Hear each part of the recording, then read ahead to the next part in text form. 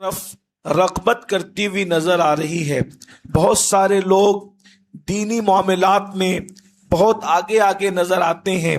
माशाअल्लाह कोई बंदा जो है नमाज की पाबंदी में बहुत आगे है, चेहरों पे नौजवान दाढ़ियां भी सजा रहे हैं, इसी तरीके से सरों पे टोपियां भी रखी जा रही है। इसी तरह तिलावत कुरान, विर्द, वज़ाइफ, रोज़े, बहुत सारी चीज़ों की तरफ कौम आगे बढ़ रही है, नौजवान नस्ल आगे बढ़ रही है। खुशाइन कदम है, इसका इनकार नहीं किया जा सकता। पहले अल्लाह का हरम या तो माह रमज़ान में भरा नजर आता था या तो हज के मौके पे भरा नजर आता था, लेकिन चंद सालों से हम देख रहे हैं हर मौसम के अंदर अल्लाह का हरम भरा नजर आता है। अब उम्रा करने वालों की तादाद भी बढ़ रही है, हज करने वालों की तादाद भी बढ़ रही है, यानी कि इबादत की तरफ लोगों की तवज्जो दिन ब दिन होती जा रही है। लेकिन याद रखें, अल्लाह के रसूल सल्लल्लाहु अलैहि वसल्लम का एक फरमान हमारे दिलों को झिंझोड़ कर रख देता है। अल्लाह के प्यारे हबीब सल्लल्लाहु अलैहि वसल्लम के फरमान का मफहूम है कि लोग अल्लाह की इबादत करते हैं, लोग मुत्तकी बनते हैं, लोग परहेजगार बनते हैं, हत्ता कि उनकी नेकी और परहेजगारी की बुनियाद पर मशरिक और मगरिब में उनके तकवे के डंके बजने लगते हैं। ये बंदा नेक है, ये बंदा नेक है, यानी उसकी इबादतें देखकर, सुन्नतों पर अमल देखकर, शरीयत पर अमल देखकर, तहज्जुद की पाबंदी देखकर, कुरान की तिलावत देखकर, रोजे नमाज इबादतों को देखकर मशरिक और मगरिब में उसके नेक होने के डंके बजते हैं। मगर अल्लाह के रसूल फरमाते हैं उसकी हैसियत अल्लाह के नजदीक मक्खी के पर के बराबर भी नहीं होती, मक्खी के पर बराबर भी उसकी हैसियत नहीं होती। आखिर क्या वजह हो सकती है? आज हम सब इबादत पर तो जोर दे रहे हैं, लेकिन अल्लाह के बंदो, अल्लाह के रसूल फरमाते हैं इतनी इबादतें करके कि लोगों में आदमी आबिद मशहूर होता है, मगर वो अल्लाह के नजदीक मक्खी के पर की भी हैसियत नहीं रखता। यानी जब वो कयामत में उठेगा तो जलील होगा, रुस्वा होगा। कुरान ने एक मकाम पर कहा था आमिलतुन नासिबतुन तस्ला नारन हामिया, अमल करके आएंगे, मेहनत करके आएंगे, फिर भी जहन्नम के अंदर डाले जाएंगे। अल्लाह इरशाद फरमाएगा ज़ुक इन्नका अंतल अज़ीज़ुल करीम, अल्लाहु अकबर। चख, लोगों के दरमियान बड़ा इज्जतदार बनता था। मेरे आका अलैहिस्सलाम के प्यारे दीवानों, आखिर उसकी वजह क्या है? तो मौला मुश्किल कुशा सैयदना अली मुर्तजा करमल्लाहु ताला वजहुल करीम का एक कौल समझ में आता है। मौला मुश्किल कुशा इरशाद फरमाते हैं लोग अमल में मेहनत करते हैं, फरमाते लोग अमल में मेहनत करते हैं और मैं उसकी कबूलियत में मेहनत करता हूं। इसलिए कि अगर छोटे से अमल को अल्लाह कबूल फरमा ले, अल्लाह अगर छोटे से अमल को कबूल कर ले वो छोटा नहीं रह जाता, और बड़े अमल को रद्द कर दे वो बड़ा नहीं रह जाता। मिसाल के तौर पे अगर कबूल कर लिया जाता है तो कुत्ते को पानी पिलाने के एवज भी जन्नत दे दी जाती है, और रद्द कर दिया जाता है तो हजारों साल की इबादतों के बावजूद भी किसी को शैतान बना दिया जाता है। हमारी पूरी मेहनत इबादत पर है, कबूलियत पर तवज्जो नहीं। आज मैं आपके सामने इबादत की कबूलियत का राज रखना चाहता हूं। इबादत की कबूलियत के राज दो हैं, सिर्फ दो। अगर इबादत की कबूलियत चाहते हो, दो राज। नंबर एक, अल्लाह की रजा की नीयत हो, सिर्फ अल्लाह के लिए, जो काम करो अल्लाह के लिए करो। कबूलियत का पहला राज। कबूलियत के लिए बहुत पापड़ बेलने की जरूरत नहीं है, बहुत आसान। दो चीजें हैं। अगर आमाल की कबूलियत चाहते हैं, पहली शर्त है नीयत अच्छी हो, खालिस लिवजहिल्लाह, अल्लाह की रजा के लिए। छोटी सी बात है, नीयत संवारना कोई बड़ा मुश्किल काम नहीं है। सिर्फ अल्लाह की रजा, सिर्फ अल्लाह की रजा, उसके अलावा दूसरी कोई नीयत नहीं। बल्कि सूफिया साफिया फरमाते सवाब की भी नीयत ना हो। जब से एक सदी से ऐसे लोग आ गए अहले बिदत कि उन्होंने हमें सवाब सवाब सवाब में इतना मसरूफ कर दिया कि अब हम लालची हो गए। जिस पे ज्यादा सवाब है वो काम करना है। हालांकि ثواب سے بڑی چیز ہے رضا الہی، اس لیے کہ قیامت کے دن اہل ثواب کے پھنسنے کا اندیشہ ہے۔ اہل ثواب قیامت کے دن پھنس سکتے ہیں لیکن اہل رضا نہیں پھنس سکتے۔ اسی لیے قرآن نے صحابہ کے ثواب کا تذکرہ نہیں کیا ہے، قرآن نے صحابہ کی رضا کا تذکرہ کیا ہے۔ رضی اللہ عنہم ورضوا عنہ، اللہ ان سے راضی ہو گیا، وہ اللہ سے راضی ہو گئے۔ میرا عنوان یہ نہیں ہے، لیکن اب بات آئی اللہ کی رضا کی تو ایک حدیث پڑھتا ہوں آپ کے ساتھ، اور یہ بہت جامع حدیث۔ کچھ احادیث ایسی ہے جن کو ام الاحادیث کہا گیا ہے، احادیث کی اصل، یعنی پورا دین اگر سمیٹنا چاہو تو کچھ 5 سے 7 حدیثوں میں پورا دین سمٹ کر آ جاتا ہے۔ امام اعظم ابو حنیفہ نے اپنے بیٹے کو لاکھوں حدیث میں سے 5 حدیث بطور نصیحت لکھی تھی، بیٹا اس پہ عمل کرنا، تو پورے دین پہ عمل کر لے۔ اس میں ایک حدیث تو یہ ہے جو بخاری شریف کی پہلی حدیث ہے، انما الاعمال بالنیات، تمام اعمال کا اجر اور ثواب نیتوں پر ہے۔ جیسی نیت، ہمارے یہاں فعل کی اہمیت نہیں ہے، ہمارے یہاں نیت کی ہے۔ اور حدیث پاک میں آتا ہے نیت المؤمن خیر من عملہ، مومن کی نیت اس کے عمل سے بہتر ہے۔ نیت ہماری بڑی ڈاماڈول ہے، نیت اچھی نہیں ہے۔ ہمیں کون دیکھ رہا ہے؟ میں تو کہتا ہوں آج تک ہم نے اللہ کے لیے کیا کیا ہے؟ نماز پڑھی تو اس لیے کہ روزی میں برکت ہو جائے، نماز بھی روزی کے لیے پڑھی جاتی ہے، نماز رزاق کے لیے پڑھی جاتی ہے کہ روزی کے لیے پڑھی جاتی ہے؟ وظیفہ پڑھا تو اس لیے کہ نظر نہ لگے، ارے نظر نہ لگے پر وظیفہ پڑھا تھا، اللہ کی نگاہ کرم کی طلب کے لیے پڑھ لیتا تو بات کچھ اور ہوتی۔ اس کی نظر لگی تو کسی کی نظر لگ بھی نہیں سکتی، اگر اس کی نظر ہو جائے تو پھر کس کی نظر لگ سکتی ہے؟ تو بات یہ ہے کہ ہم نے کبھی اللہ کے بارے میں سوچا ہی نہیں۔ تقریر اس لیے کی کہ لوگ سبحان اللہ کہیں، لوگ داد بھی دیں فریاد بھی دیں، نعت اس لیے پڑھی کہ لوگ نعت خواں کہیں، زکوٰۃ اس لیے دیا کہ لوگ سخی کہیں، کپڑے اس لیے اچھے پہنے کے لوگ کہیں کہ کیا اچھا لگ رہا ہے۔ کبھی یہ سوچا کہ یار نے حکم دیا ہے اچھے کپڑے پہننے کا، یار نے حکم دیا ہے زینت کرنے کا، کہا کہ وہ حسن والا ہے اور حسن کو پسند کرتا ہے۔ ہم نے اللہ کے لیے کیا کیا؟ ہم نے اللہ کے لیے کیا کہ آج تک کیا کیا اللہ کے لیے؟ کبھی سوچو۔ اور جو چیز اللہ کے لیے نہیں کی جاتی ہے، عمل کوئی ہو، وہ تجارت تو ہے مگر عبادت نہیں ہے۔ عبادت کی تعریف یہ ہے جو اللہ کے لیے کیا جائے اسے عبادت کہتے ہیں، اور جو اللہ کے لیے نہیں ہے وہ عبادت ہو ہی نہیں سکتی۔ اس کا مطلب ہم عبادت نہیں کر رہے، ہم تو تجارت کر رہے ہیں، تاجر ہو گئے۔ ہم سے بڑا مکار کون ہو سکتا؟ داڑھی اس لیے رکھی لوگ نیک کہیں، یا اس لیے رکھی نہیں رکھوں گا تو لوگ کیا کہیں گے؟ رمضان المبارک کے روزے اس لیے رکھے، نہیں رکھوں گا تو لوگ کیا؟ اگر میں روزہ نہیں رکھتا ہوں تو پورا محلہ تھو تھو کرے گا، یہ بھی نیت ہے روزے کی؟ للہ کا مطلب کیا ہے؟ میرے بھائی، اگر صحابی کی نیت بدل جائے، اگر صحابی کی نیت بدل جائے تو رسول اللہ ان کے اجر کے بارے میں بھی بیان کرتی۔ یہ حدیث جو میں نے پڑھی آپ کی بخاری شریف کی پہلی ہے، کیوں ہے؟ ایک صاحب تھے، ان کے ذہن میں خیال آیا کہ مدینے والے اپنی بیٹیاں غیر مدنی کو نہیں دیتے،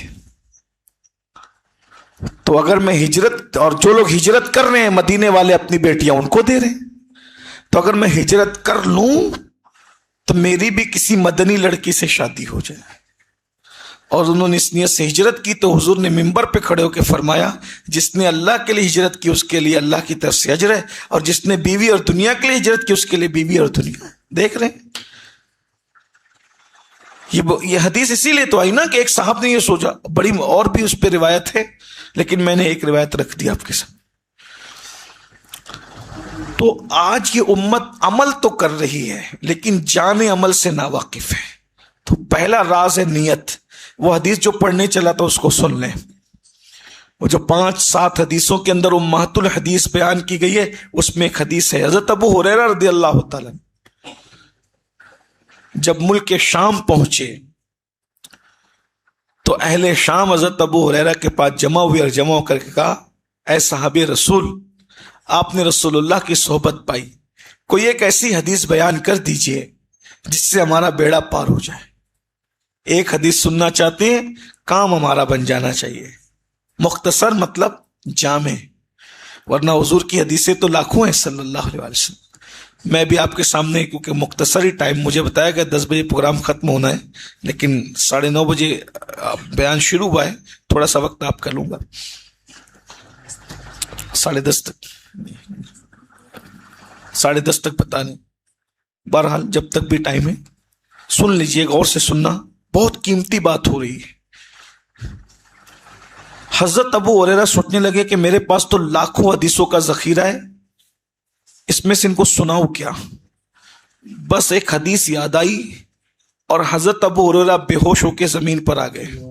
اس حدیث کے یاد آنے پر, حدیث پاک کے یاد آنے پہ حضرت ابو ہریرہ پھر ہوش میں آئے, پھر کہا کہ حضور کی حدیث, پھر بے ہوش ہوئے. 3 مرتبہ یا 4 بار بے ہوش ہوئے. اس کے بعد انہوں نے ہمت جٹائی حدیث بیان کرنے کی. فرمایا سنو, حدیث سننا چاہتے ہو تو سنو. اللہ کے رسول صلی اللہ علیہ وآلہ وسلم کے فرمان کا مفہوم ہے کہ قیامت کے دن اللہ کی بارگاہ میں کچھ لوگوں کا حساب ہوگا. سب سے پہلے اللہ کی بارگاہ میں جس بندے کو پیش کیا جائے گا وہ بندہ شہید ہوگا. شہید, شہادت سے بڑی نیکی کوئی ہے نہیں ہے. حج سے, روزے سے, زکوٰۃ سے سب سے بڑی نیکی شہادت. اس لیے کہ ادھر بندہ شہید ہوتا ہے, ادھر اس کا قدم جنت میں پہنچ جاتا ہے. اس لیے کہ ہر عبادت میں انسان وقت دیتا ہے اور شہادت میں انسان جان دیتے, دنیا سے چلا جاتا ہے. وہ نان دینے والا اور جان دینے والا برابر تو نہیں ہو سکتا نا. نان مطلب روٹی, جو اللہ کی راہ میں روٹی دے اس کی شان الگ ہے, جو اللہ کی راہ میں جان دے اس کی شان الگ ہے. اسی لیے تو حضرت رومی فرماتے ہیں جو اللہ کی راہ میں نان دیتا ہے اللہ اس کو 10 نانے لوٹاتا ہے. کبھی نیت اور اچھی ہے تو 70 لوٹاتا ہے, اور نیت اچھی ہے تو 700 لوٹاتا ہے, اور نیت اچھی ہے تو بے حساب لوٹاتا ہے. تو جس نے جان دی, جس نے نان دی اللہ اس کو نان لوٹاتا ہے, اور جس نے جان دی اللہ اس کو جان لوٹاتا ہے. جان دو گے تو جان لوٹائے گا. اسی لیے دیکھیں جب اللہ کی راہ میں کوئی جان دیتا ہے تو اللہ کہتا ہے وَلَا تَقُولُوا لِمَنْ يُقْتَلُ فِي سَبِيلِ اللَّهِ أَمْوَاتٌ بَلْ أَحْيَاءٌ وَلَكِنْ لَا تَشْعُرُونَ. جو اللہ کی راہ میں جان دے دے, مارے جائیں, انہیں مردہ مت کہنا, وہ زندہ ہے, تمہیں شعور نہیں ہے. اللہ اس کو ہمیشہ کے لیے زندگی عطا کر دیتا ہے. لیکن اب حضرت ابو ہریرہ فرماتے ہیں میں نے اللہ کے رسول علیہ السلام سے سنا کہ ایک بندہ شہید ہو, اس کو لایا جائے گا. اللہ فرمائے گا کیا لائے ہو؟ وہ کہے گا مولا جان دے دی تیرے لیے. ارشاد ہوگا تو جھوٹ بولتا. یہ حدیث سن لو دل کے کانوں سے. شہید, اللہ فرمائے گا تو جھوٹ بولتا ہے. مولا جان تیرے لیے دی, نام تو نے میرے لیے نہیں دی تھی, تو نے تو اس لیے جان دی تھی کہ لوگ تجھے بہادر کہیں, تجھے شہید کہیں. جس نیت سے کیا تھا میں نے تجھے کہلوا دیا. آج تیرے لیے میرے پاس کچھ نہیں. جاؤ دیکھ لیجئے آج ہم کہاں ہیں. عبادت سب کر رہے ہیں لیکن کتنی چھوٹی سی مسٹیک نے کس قدر انسان کو برباد کیا ہے. اس لیے خدا کے لیے نیتیں درست کر لو. اللہ کے لیے نیتیں صرف رضا الہی, خدا کی رضا کے سوا کوئی نیت دل میں نہ ہو، بس اللہ کی رضا۔ اور یہ بات سوچ لیجئے، دنیا ہمارے لیے کچھ رائے قائم کرے، یار کی نگاہ میں اچھے بن کے رہو، اس کی فکر کرو۔ لوگ اس کی فکر نہیں کرتے، باقی سب کی فکر کرتے ہیں، یہ کیا کہے گا، وہ کیا کہے گا، وہ کیا کہے گا۔ کچھ نہیں میرے بھائی، آؤ شہید کو دیکھو، شہید کو قدرت جو وہ رد کر رہی، جا تیرے لیے کچھ نہیں ہے، آج تیرا ٹھکانہ جہنم ہے، کیونکہ تو نے میرے لیے نہیں کسی اور کے لیے کیا تھا۔ اور جس کو ریاکاری کہتے ہیں، جانتے ہیں ریاکاری کو شرک اصغر کہا گیا ہے۔ اللہ فرماتا ہے عبادت تو میرے لیے ہونی تھی، تو کسی اور کے لیے کر رہا ہے، اس کا مطلب تو اس کو میرے برابر شریک کر رہا ہے۔ میرے بھائیوں دیکھو، پھر اس کے بعد حضرت ابو ہریرہ رو پڑے، کہنے لگے پھر کوئی اور آئے گا اور پھر وہ اس سے اللہ فرمائے گا کہ تو نے میرے لیے کیا لایا؟ وہ عرض کرے گا مولا اپنا مال میں نے تیری راہ میں خرچ کر دیا۔ ارشاد ہوگا تو جھوٹ بولتا ہے، جھوٹا ہے تو جھوٹا ہے،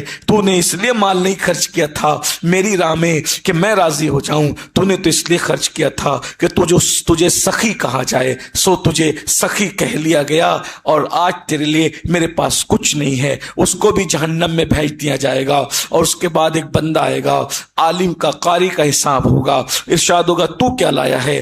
تبلیغ تیرے لیے، دوڑ دھوپ تیرے لیے، یہ تیرے لیے وہ۔ اللہ فرمائے گا نہیں، تو جھوٹ بولتا ہے، تو نے اس لیے سب کیا تھا تاکہ لوگ تجھے عالم کہے، قرآن والا کہے، اس لیے آج تیرے لیے میرے پاس کچھ نہیں ہے، اور اس کا بھی ٹھکانہ جہنم ہوگا۔ حضرت ابو ہریرہ رو پڑے، اتنے بڑے بڑے اعمال کرنے کے بعد بھی ان کا ٹھکانہ جہنم ہوگا۔ میرے بھائیوں بتائیے کہ اعمال کی قبولیت پر ہماری توجہ نہیں ہے، اس لیے یاد رکھیے عمل تھوڑا کیجئے، اچھے نیت سے کیجئے، تو عمل کی قبولیت کی دو کنجی ہے۔ نمبر ایک، نیت اچھی ہو، نیت درست کر لیجئے، کوئی بھی کام کیجئے صرف اللہ کی رضا کے لیے، خدا کی رضا کے لیے، دوسری کوئی نیت نہیں ہو، یہ خوش ہو جائے، وہ خوش ہو جائے، یہ دیکھ لے، وہ دیکھ لے، کسی کو مت دکھاؤ عمل، صرف اپنے اللہ کو دکھاؤ، اپنے معاملات اپنے اللہ سے بہتر رکھو، اور اللہ رسول کو راضی کرنے کی کوشش کرو۔ اور دوسرا عمل کی قبولیت کا راز ہے رزق حلال۔ نیت کتنی بھی اچھی ہے لیکن پیٹ میں حلال لقمہ نہیں ہے تو بھی اللہ عمل رد کر دیتا ہے۔ بلکہ لوگ پہاڑوں جیسی نیکیاں کریں گے قیامت کے قریب، ان کے پیٹ میں حلال نہیں ہوگا۔ بس دو چیزیں، تیسری کوئی چیز ہم نہیں جانتے عمل کی قبولیت کے لیے۔ اچھی نیت، رزق حلال، عمل قبول ہوگا۔ آج ہم اپنا لقمہ چیک کریں، اپنا لقمہ چیک کریں، کیا ہمارا لقمہ حلال ہے؟ حاجی ہے، نمازی ہے، مخیر قوم و ملت ہے، یہ ہے وہ ہے، ہمارا لقمہ حلال نہیں، چیک کیجیے۔ اللہ کے رسول صلی اللہ علیہ وآلہ وسلم کی حدیث کا مفہوم ہے کہ حضرت سیدنا موسیٰ یا عیسیٰ علیہ السلام ایک جنگل سے تشریف لے جا رہے ہیں، ایک بندہ گڑ گڑا کر خوب دعا کر رہا ہے۔ اللہ کے پیغمبر نے اس کی مولا اس کی دعا قبول کر لے۔ ارشاد ہوتا ہے اگر یہ دعا کرتے کرتے گڑ گڑاتے روتے روتے مر جائے گا تو بھی قبول نہیں کریں گے۔ تو اس کے اس سے اتنے ناراض کیوں ہے کہ یہ گڑ گڑاتے مر جائے گا تو بھی قبول نہیں کریں گے؟ تو ارشاد ہوتا ہے اس کے پیٹ میں حرام لقمہ ہے، اور اس کے بدن پہ جو کپڑا ہے وہ بھی حرام سے ہے۔ جس کے پیٹ میں حرام، جس کے بدن پہ حرام، ہم نہ اس کی دعا قبول کرتے نہ کوئی عبادت قبول کرتے۔ ایک حدیث سنیے پھر گفتگو کو اینڈ کی طرف لے جاتے ہیں۔ حضرت عیسیٰ علیہ السلام کو اللہ نے مردے زندہ کرنے کا معجزہ دیا، آپ سب جانتے ہیں۔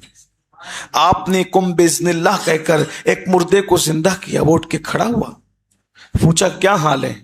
کہا کیا قیامت آ گئی؟ کہا قیامت نہیں آئی، اللہ نے مجھے مردہ زندہ کرنے کا اختیار دیا۔ تو کہا تیرا کیا حال ہے؟ عرض کرنے لگا کہ میں نوح علیہ السلام کی قوم کا فرد ہوں۔ تو کہا کہ حال کیا ہے؟ کہا 70 سال زندگی کے ایسے گزارے کہ کبھی کوئی گناہ نہیں کیا، نیکی کی، زندگی اکثر نیکی میں گزری۔ کہا پھر؟ مگر ابھی تک مغفرت نہیں ہوئی۔ توجہ کریں، अभी तक मेरी बख्शिश नहीं हुई, मगफिरत नहीं हुई। का वजह इतनी है कि एक दिन मैंने गोश्त खाया, और गोश्त खाया तो मेरे दांत में गोश्त फंस गया। मेरी जबान बार बार उसको टच करती थी कि किसी तरीके से निकले, लेकिन मैं निकालने में नाकाम रहा। तो मैं कुली था, कुली समझते हैं जो लोगों का बोझ उठाते, मैं कुली था।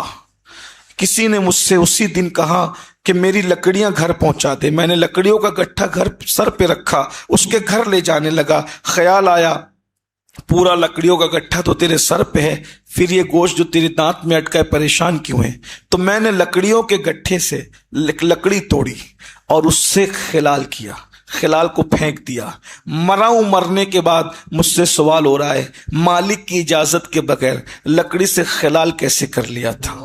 जब तक तू उसका हिसाब और जवाब नहीं देगा, तेरा कोई अमल अल्लाह की बारगाह में तेरे लिए नजात का जरिया साबित नहीं होगा। आपसे पूछता हूं भाइयों कि अगर कोई बंदा मालिक से पूछे बगैर खिलाल कर ले, खिलाल खाने की चीज तो नहीं होती, खिलाल करके फेंक दिया उसने, उसके सिर्फ इतनी सी खिलाल पर उसकी जो वो इतनी बरसों की इबादत धरी के धरी रह गई। अब मैं आपसे पूछना चाहता हूं, जो मालिक की इजाजत के बगैर खिलाल कर ले उसकी इबादत धरी और पड़ी रह जाती है। हम तो सबका हड़प कर रहे हैं, कर्जा ले रहे हैं, देने का नाम नहीं, चोरियां हो रही है, डाके हो रहे हैं, करप्शन हो रहा है, और उसके बाद हर साल हज भी हो रहा है, हर साल उम्रा भी हो रहा है। रमजान शरीफ में 2-2 3-3 मरतबा साल में हम हरमैन के चक्कर लगा रहे हैं। मेरे भाइयों बताओ, आखिर इबादत हो रही है कि फैशन हो रहा है? अगर वाकई इबादत के मामले में सीरियस है तो पहले तो पेट में हलाल होना चाहिए। पेट में हलाल नहीं है, काबे का तवाफ हो रहा है, पेट में हलाल नहीं, अरफात के मैदान में खड़े हैं, पेट में हलाल नहीं, पहली सफ में खड़े हैं। इसका यह मतलब नहीं कि अब आप इबादत नहीं करें, इबादत करें लेकिन पहले पेट को साफ करें। एक सरकार गौसुल आजम दस्तगीर पिराने पीर से किसी ने पूछा, आपकी तरक्की का राज क्या है? फरमाया सिर्फ 2 चीजें, सिद्क़े मकाल, अक्ले हलाल। मैं हलाल खाता रहा, सच बोलता रहा, अल्लाह ने मुझे इस मकाम पर पहुंचा दिया। आज हमारी औलाद जो गद्दार है, नाफरमान है, माँ बाप के साथ बेवफा है, बड़ी चीज है, बड़े बड़े स्कूल में पढ़ा रहे हैं, तरबियत का इंतजाम है, लेकिन पेट में ही हलाल नहीं है। आज हम जितने बड़े स्कूलों में पढ़ाते हैं, जितने बड़े इदारों में पढ़ाते हैं, हमारे बड़ों ने कभी इतने बड़े बड़े इदारों का तसव्वुर नहीं किया था, लेकिन जो अदब हमारे बड़ों में था वो हमारे बच्चों में नहीं है। वजह, हमारे पास इदारे तो बड़े हैं, लेकिन पेट की ये जो इसके अंदर हराम भर चुका है, और जैसा खून होगा वैसा रंग दिखाएगा। ये जो हमारे दिमाग में वसवसे आते हैं, हराम लुकमे की वजह से आते। इतना समझ लो, जिस दिन प्याज खा लो तो पसीना बदबूदार हो जाता है, जिस दिन लहसुन खा लो उस दिन मुंह से बदबू आती है। तो जब प्याज और लहसुन अपना असर दिखाते हैं तो हलाल और हराम ग़िज़ा अपना असर नहीं दिखाएगी। केला खाने से जब छींक आ सकती है, दही खाने से जब खांसी आ सकती है, तो हराम लुकमा खाने से कोई रूहानियत पे असर नहीं पड़ेगा। इस उम्मत को रिज़्क़े हलाल की जरूरत है। अब जब भी हलाल रोजी की बात की जाए, टाइम मुख्तसर इसलिए बहुत तवील बात नहीं कर सकता, मैं मुख्तसर में जल्दी जल्दी आगे बढ़ा, लेकिन जब हलाल रोजी की बात की जाए तो हमारे दिमाग में कौन घूमता है पता है? और वो फला, उसका सट्टे का कारोबार है, वो हराम करता है, मैं तो किराना दुकान चला रहा हूं। जब कहो हराम रोजी, और वो फला, वो तो नशा बेचता है, मैं तो माशाअल्लाह कंप्यूटर में नौकरी कर रहा हूं, मैं थोड़ी हराम कमाता हूं। ये सब तो उन्वान ये मौलवी साहब क्या लेके बैठे, वो जो हराम कारोबार करते हैं वो तो मस्जिद में है नहीं, ये किधर हलाल और हराम की बहस करने आ गए? मैं तो गवर्नमेंट सर्वेंट हूं हजरत, मेरा थोड़ी हराम कारोबार है। अब मैं आपसे कहना चाहता हूं, वो जो शराब जुआ सट्टा चला रहे हैं वो तो हराम कर ही रहे हैं, हमारी रोजी भी हराम हो सकती है। अब उसको सुनना जो इस पे, इसलिए कि जो सट्टा जुआ चला रहे हैं, जो शराब बेच रहे हैं, जो नशा बेचे, जो ड्रग बेच रहे हैं, ये सब लोग तो इधर मस्जिद में आने से रहे, उनसे भी कोई बात नहीं। बात उनसे है जो हलाल के नाम पे हराम कर रहे हैं, हलाल के नाम पे जिनका लुकमा हलाल के नाम पे हराम हो रहा है। अब समझना, आप गवर्नमेंट टीचर है, सर्वेंट, हुकूमत आपको 8 घंटे की तनख्वाह देती है, اس میں آپ کو پڑھانا ہے. آپ زبردستی پڑھائی کے وقت میں بچوں کو پڑھانے کے بجائے 2 منٹ آپ موبائل کے اندر واٹس ایپ دیکھ رہے ہیں، تو پڑھائی کے وقت میں جو 2 منٹ آپ نے واٹس ایپ اور موبائل میں ٹائم لگایا، فقہا فرماتے ہیں اس وقت کی تنخواہ آپ کے لیے حلال نہ ہوئی. کوئی آسان تو نہیں ہے دین، کوئی کھیل تو نہیں، تماشا تو نہیں ہے. آپ 6 گھنٹے کمپیوٹر کی سروس کے لیے لگے، آپ کو 6 گھنٹے کمپیوٹر پہ کام کرنا تھا، 1 گھنٹہ کھانا کھانے کے بعد آپ سو گئے، فقہا فرماتے ہیں وہ 1 گھنٹے کی تنخواہ تمہارے لیے حلال نہ ہوئی. کدھر ہے آپ؟ اسلام اسلام ہے، شریعت شریعت ہے. وہ سود جو حرام ہے وہ تو حرام ہے ہی، یہاں جو حلال کے اندر حرام کو شامل کیا جا رہا ہے. ہم حلال کے نام پہ حرام میں مبتلا ہو رہے ہیں. اسی طریقے سے قیاس کر لیجئے، اگر کوئی جاگلی ہے، جاگلی کو کیا کہتے ہیں آپ کے یہاں؟ جاگلی کہتے ہیں؟ نہیں سمجھتے. وہ جو بندہ رات کو جگتا ہے اور جو وہ پہرے داری کرتا ہے، گورکھا کہتے ہیں. اس نے کہا میں 8 گھنٹے بستی کی پہرے داری کروں گا، 2 گھنٹے رات کو وہ سو گیا، 2 گھنٹے کی تنخواہ اس کے لیے حرام ہو گئی، حلال نہیں. یہ دین ہے، یہ اسلام ہے. اللہ کے بندو اب مجھے بتاؤ، کیا کبھی جاگلی یہ تصور کر سکتا تھا کہ میری تنخواہ بھی حرام ہوگی؟ کیا کمپیوٹر آپریٹر کبھی یہ تصور کر سکتا تھا کہ میری تنخواہ بھی حرام ہوگی؟ گورنمنٹ ٹیچر کبھی تصور کر سکتا تھا کہ میری تنخواہ بھی حرام ہوگی؟ بتائیے، ہم تو اس کو کبھی سمجھ ہی نہیں رہے ہیں.